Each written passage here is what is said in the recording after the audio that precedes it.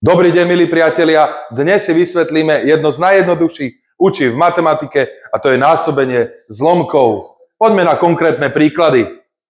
Máme tu zlomok 2/3 krát 4/5. Na tomto príklade si vysvetlíme, ako to v násobení zlomkov funguje. Je to jednoduché. Horné vynásobíme horným, napíšeme výsledok. Dolné vynásobíme dolným a napíšeme výsledok. V matematickej reči čitateľa vynásobíme čitateľom a menovateľa menovateľom. Pozrite sa na to.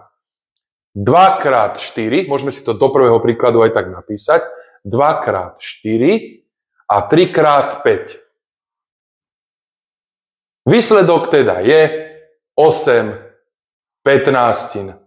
Keď sa pozrieme na ten výsledok, vidíme, že čitateľ aj menovateľ sú nesúdeliteľné čísla, to znamená, že nemajú žiadneho spoločného deliteľa, takže výsledok je v základnom tvare. Ak by nebol v základnom tvare, tak budeme zlomok krátiť, čo znamená, že čitateľa aj menovateľa deliť nejakým rovnakým číslom.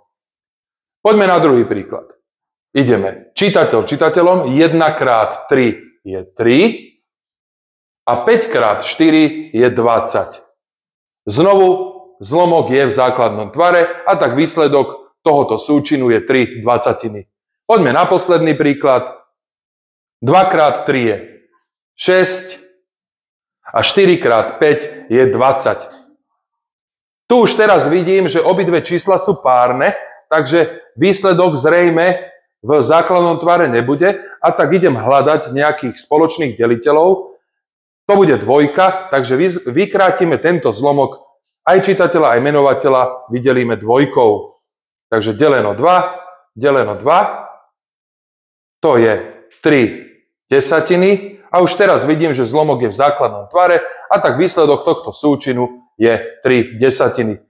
Chce ísť niekto z vás k tabuli? No kto ide k tabuli? Niko, poď.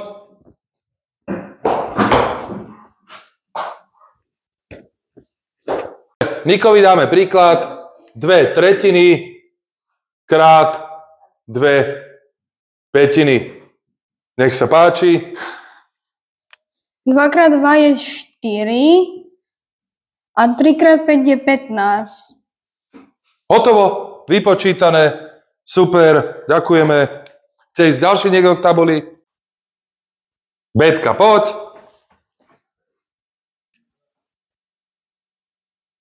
Dajme si príklad. Betke 5/9 krát 8/3. Nech sa páči. 5 krát 8 je 40. Áno. A 9 krát 3 je 27. Výborne. Tak výsledok je 40/27. Ďakujem. Chce ísť niekto ďalší k tabuli? No Zuzka, poď. Dobre, tak Zuzke dáme príklad 5/6 krát 2/3. Nech sa páči. Ďakujem. 5 krát 2 je 10 a 6 krát 3 je 18. Toto ešte nie je v základnom tvare, takže to musíme vykrátiť.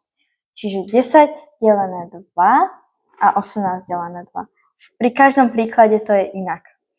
10 delené 2 je 5 a 18 delené 2 je 9. Čiže to je 5/9.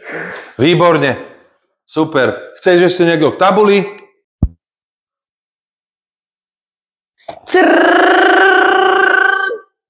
Zazvonil zvonec a hodiny je koniec.